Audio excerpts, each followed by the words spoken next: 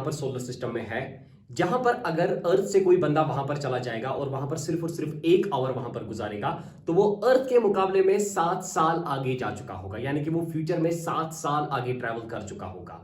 और वहां का जो 1.25 सेकंड होगा वो यहां के पूरे 1 दिन के बराबर होगा।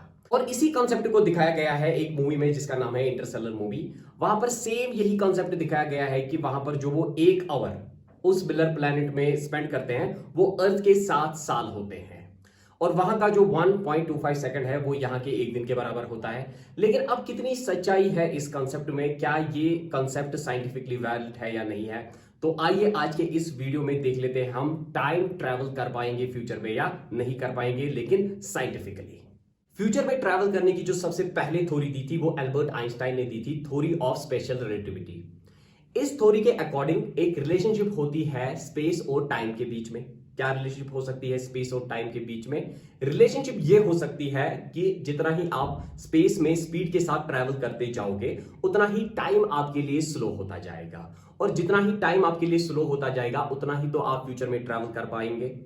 इस चीज को एक एग्जांपल के साथ समझ लेते हैं। कंसिडरेशन में लेते हैं कि ट्विन ब्रदर्स है जिनकी एज जो है वो सेम और सेम इक्वल है, ना कोई सेकंड्स की फर्क है। अब यहां पर एक भाई जो है वो इसी अर्थ में बैठ रहा है और दूसरा भाई जो है वो स्पेस में जा रहा है और एक स्पीड के साथ ट्रैवल कर रहा है स्पेस में। तो जैसे ही कुछ टाइम के बाद ये दोनों वापस आकर यहां पर मिलेंगे अर्थ में, तो हम देखेंगे कि जो स्पेस में गया हुआ भाई होगा वो इस अर्थ वाले भाई से कुछ सेकंड्स यंगर होगा। तो वो फ्यूचर में टाइम ट्रैवल कर चुका होगा कुछ सेकंड्स या कुछ मिली सेकंड्स। इसी चीज को साइंटिफिकली अप्रूव करने के लिए एक एक्सपेरिमेंट किया गया था 1971 में, हेफल कीटिंग एक्सपेरिमेंट के नाम से, जिसे अंजाम दिया था जोसेफ हेफल ने एंड रिचर्ड ने। वहां पर क्या काम किया गया था, वहां पर 2 एटॉमिक क्लॉक्स को लाया गया था और उनकी जो टाइमिंग थी सेम रखी गई थी, और एक एटॉमिक क्लॉक को भेज दिया गया था स्पेस में और कुछ चक्कर वहां पर उनको करवा दिए थे। और यहां पर जब उस क्लॉक को नीचे लाया गया था अर्थ में, और दोनों की जो टाइमिंग थी वो तो पहले इन्होंने सेम रखी थी, लेकिन अब देखने को मिल रहा था कि जो एटॉमिक क्लॉक स्पेस में चली गई थी उसकी जो टाइम था, उसके लिए जो टाइम था वो थोड़ा सा स्लो हो चुका था। अब यहां पर अगर हम प्रैक्टिकल एग्जांपल्स की बात करें तो Scott Kelly and Mark Kelly 2 twins है।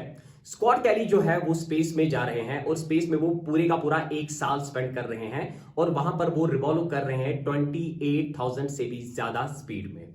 और यहां पर फिर हमें देखने को मिल रहा है कि जब स्कॉट कैली अर्थ में वापस आ रहे थे तो वो अपने भाई से 8.6 मिली सेकंड्स यंगर हो चुके थे। हाँ, यहां पर टाइम जो है वो तो बहुत ही ज्यादा कम हमें देखने को मिलता है। और इसी पर अगर एक और एग्जाम्पल की बात करेंगे तो जेनेडी पडाल्क जो एक रशियन साइंटिस्ट है, उन्होंने सबसे हाईएस्ट टाइम स्पेस में यहां पर रहे हैं with the speed of 28,000 kilometre वो ट्रैवल कर रहे थे 879 डेज तक। और जब वो अर्थ में वापस आ गए तो देखने को मिला कि वो 0.02 सेकंड्स यहां के लोगों से यंगर हो चुके थे, यानी कि उन्होंने 0.02 सेकंड्स फ्यूचर में टाइम ट्रैवल कर लिया था। तो दूसरा जो टाइप है फ्यूचर में टाइम ट्रैवल करने का वो है फोर्स ऑफ ग्रेविटी के रिलेटेड। देखिए, अभी तक जो हम ग्रेविटी की डेफिनेशन समझ रहे थे वो ये समझ रहे थे कि ग्रेविटी का मतलब ही होता है कि किस फोर्स ऑफ अट्रैक्शन से ऑब्जेक्ट्स एक दूसरे को अट्रैक्ट कर रहे हैं। लेकिन आइंस्टाइन इस डेफिनेशन से कुछ सेटिस्फाइड नहीं थे। उन्होंने ग्रेविटी की डेफिनेशन कुछ ऐसी दी थी, ध्यान से इस बात को समझिएगा यहां पर, कि जो हमारा स्पेस है वो एक मैश टाइप का होता है। जैसे कि आप यहां पर पिक्चर में देख रहे हो कि जो स्पेस है वो एक मैश टाइप का होता है, और यहां पर एक ऑब्जेक्ट का, एक प्लैनेटरी ऑब्जेक्ट का जो वजन जितना ज्यादा होता है उतना ही वो इस मैश के अंदर घुस जाता है, और जितना ही वो इस मैश के अंदर घुसेगा उतनी ही उसकी ग्रेविटी ज्यादा होगी, और जितनी ही ग्रेविटी उसके अंदर ज्यादा होगी उतना ही टाइम उसके लिए स्लो होता जाएगा। यानी कि जितना ही प्लैनेटरी ऑब्जेक्ट का वजन ज्यादा होगा उतनी ही ग्रेविटी ज्यादा होगी उसके लिए, उतना ही वो उस मैश के अंदर चला जाएगा, और जितनी ही ग्रेविटी ज्यादा होगी उतना ही टाइम उसके लिए स्लो होता जाएगा। तो यहां पर हमें यह कंसेप्शन आ रहा है कि अगर कोई ऑब्जेक्ट ग्रेविटी अर्थ से बहुत ज्यादा रख रहा हो, अगर हम वहां पर जाकर टाइम स्पेंड कर दे उस जगह पर, तो हमारे लिए टाइम जो है वो थोड़ा सा स्लो होता जाएगा, ऑलमोस्ट बहुत ज्यादा स्लो होता जाएगा। अब इसी चीज को यहां पर एक मूवी में दिखाया गया था इंटरस्टेलर मूवी के नाम से, जहां पर वो एक प्लैनेट में घुस जाते थे जिस प्लैनेट का नाम मैलर प्लैनेट था।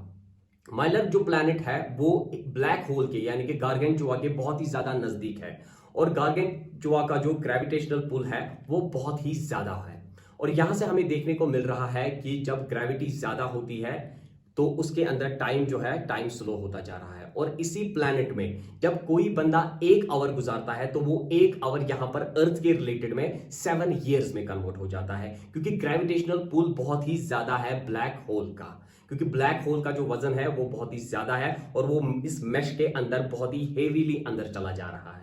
तीसरा टाइप जो यहां पर टाइम ट्रैवल करने में है, उसको पहले डिफाइन करने से पहले मैं आपको यह बताना चाहता हूं कि जो हमने 2 टाइप्स यहां पर पढ़े उनमें सिर्फ और सिर्फ टाइम ट्रैवल था फ्यूचर में जाने का, फ्यूचर से वापस आने का कोई भी यहां पर पॉसिबिलिटी अभी नहीं दिखाई दी थी। तीसरे टाइप को डिफाइन करने से पहले मैं आपको रोनाल्ड मेल्ट नाम के एक बंदे से अवेयर करवाना चाहता हूं कि जिन्होंने बचपन में ही अपने फादर को खो दिया था और उसके बाद उनकी जिंदगी का मकसद बन चुका था कि वो अपने फादर से वापस एक बार तो मिलना ही चाहते थे। और इस पर उन्होंने ये काम स्टार्ट कर दिया कि मैं अब टाइम मशीन की नाम की एक चीज बनाऊंगा जिससे हम फ्यूचर में और पास्ट में टाइम ट्रैवल कर पाएंगे। और वो बहुत ही ज्यादा प्रभावित हुए थे H.G. वेल्स से और उनकी साइंस फिक्शन नाम की एक बुक से जिसका नाम था टाइम मशीन। और उन्होंने कहा था कि मैं टाइम मशीन नाम की एक मशीन बनाकर ही अब छोड़ूंगा। लेकिन जो ही टाइम बढ़ता गया वो ऐसी मशीन को हमारे पास प्रोवाइड नहीं कर पाए। लेकिन एक चीज जो हैरत अंगेज चीज जो हमें देखने को मिली वो ये मिली कि जॉन टाइटर नाम का एक बंदा 1975 में यहां पर आया था IBM 5100 का एक कंप्यूटर लेने के लिए और उसने ये क्लेम किया था कि 2036 से मैं एक टाइम ट्रैवलर यहां पर आया हूं 1975 में ये कंप्यूटर लेने के लिए, क्योंकि ये पहला ऐसा कंप्यूटर था जो प्रोग्रामिंग के लिए बना हुआ था। और 2036 में एक ग्लिच प्रोवाइड हुआ था कंप्यूटर्स में और उसी ग्लिच को खत्म करने के लिए उसको 2036 से यहां पर भेजा गया था इस पहले कंप्यूटर को लाने के लिए। एंड वो 2000 में ही अटक गए थे एंड 2000 ईयर में वो अटक गए थे क्योंकि उनको अपनी फैमिली के कुछ फोटोग्राफ्स लेने थे। और यहां पर वो ये कहते हैं जॉन टाइटर कि मैं यहां पर एक टाइम ट्रैवलर हूं। एंड फाइनल जो लास्ट वाला तरीका हमें देखने को मिलता है फ्यूचर में टाइम ट्रैवल करने का वो है हाइपर स्लीप नाम से। तो यहां पर एक पैसेंजर की मूवी आई थी जिसमें इस हाइपर स्लीप या क्रायो स्लीप के कॉन्सेप्ट को दिखाया गया था कि यहां पर जो साइंटिस्ट थे उनको बंधा दिया गया था, उनको बांध दिया गया था एक चेंबर में जहां पर वो सोते रहते थे, दिन भर और रात भर वो सोते रहते थे। इसमें उनको एक लो टेम्परेचर में बिठाया गया था। वहां पर केमिकल रिएक्शंस जो थी बॉडी के अंदर जो केमिकल रिएक्शंस थी वो बहुत ही ज्यादा स्लो हो रही थी और जितनी ही केमिकल रिएक्शन स्लो हो जाएंगी हमारी बॉडी के अंदर उतनी ही एजिंग जो है वो कम होती जाएगी। और नासा जो है नासा यहां पर एक ऐसा चेंबर बनाने की ताक में ही है जहां पर साइंटिस्ट को बिठाया जाएगा, लो टेम्परेचर पर उनको सुलाया जाएगा और उनकी केमिकल रिएक्शन जो है वो स्लो होती जाएगी और एजिंग भी उससे स्लो होती जाएगी। और इसी पर अगर हम बात करेंगे कि आज से 100 साल के बाद अगर किसी ने फ्यूचर ट्रैवल कर भी लिया तो 100 साल के बाद वो देखेगा कि जो इंटरनेट का जमाना है वो तो पुराना हो चुका होगा। अब लोग जो है लोग मेटावर्सेस में बिलीव रख रहे होंगे ज्यादा से ज्यादा। और फिर से अगर हम और कुछ टाइम ट्रैवल कर ले तो हमें देखने को मिलेगा कि जो ह्यूमंस है अब वो ह्यूमंस नहीं ह्यूमन साइबॉक्स में बन चुके होंगे, यानी कि आधे रॉबर्ट्स और आधे वो ह्यूमंस बन चुके होंगे। इसी पर अगर आपको ये वीडियो पसंद आया है तो वीडियो को लाइक कर दीजिए, शेयर कर दीजिए एंड सब्सक्राइब कर दीजिए।